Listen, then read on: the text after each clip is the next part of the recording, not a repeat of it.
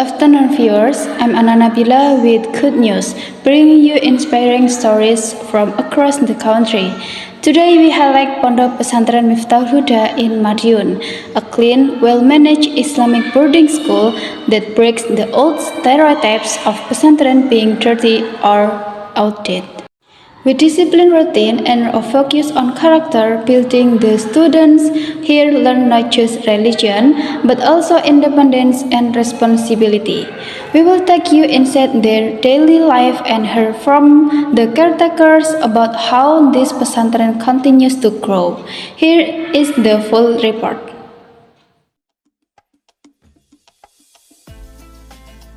For years, life in Islamic boarding school or pesantren have often been misunderstood by the public. Many assume that the environment is unforgettable, unclean, and outdated. In reality, this perception no longer reflects the truth. Today, many pesantren have made significant improvement. Sanitation facilities are well maintained, and the entire environment is kept clean and orderly.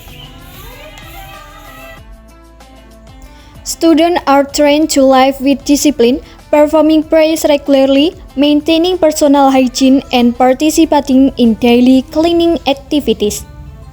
This routine shows that pesantren life goes beyond religious education. It also builds character, responsibility, and awareness of one's surroundings.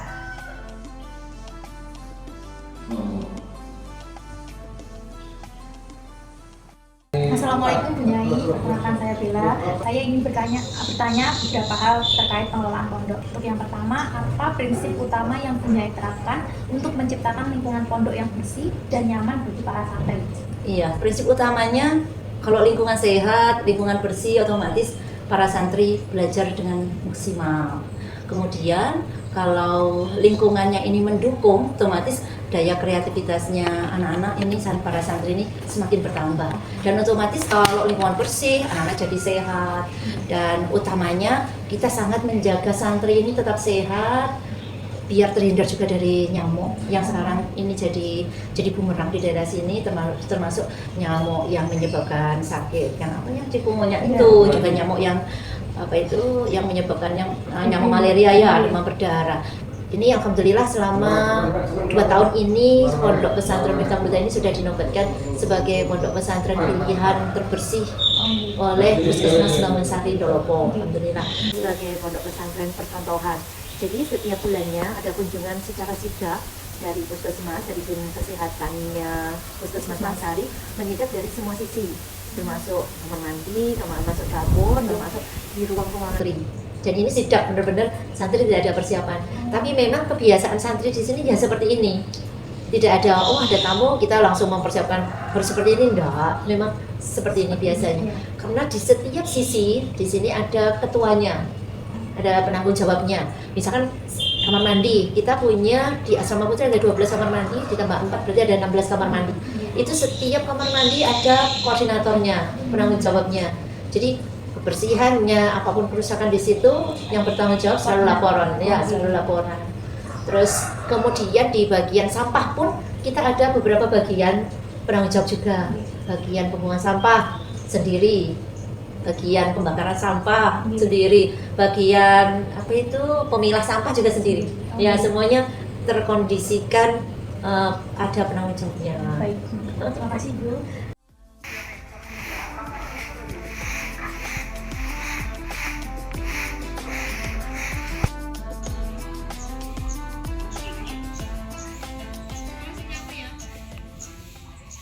Assalamualaikum. Waalaikumsalam. Perkenalkan saya Bella. Terima kasih sudah meluangkan waktunya sebagai narasumber saya hari ini.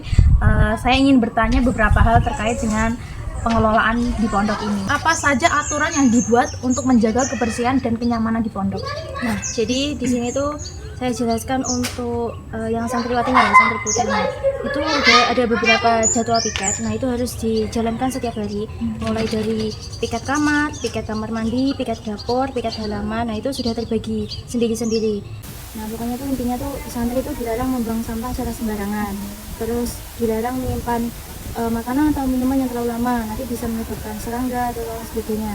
Terus pokoknya menjaga kebersihan diri, kebersihan lingkungan sekitarnya, misalnya kayak menata barang pribadinya, pakaiannya, pokoknya ditata secara rapi. Terus juga kamar mandinya sih itu penting kan, di sini satu kamar mandi itu ada penanggung jawabnya sendiri-sendiri. Nah jadi insya Allah itu sudah sudah tertata sesuai dengan itu. Menurut Anda, hal apa yang paling sering disalahpahami masyarakat tentang kehidupan di pondok?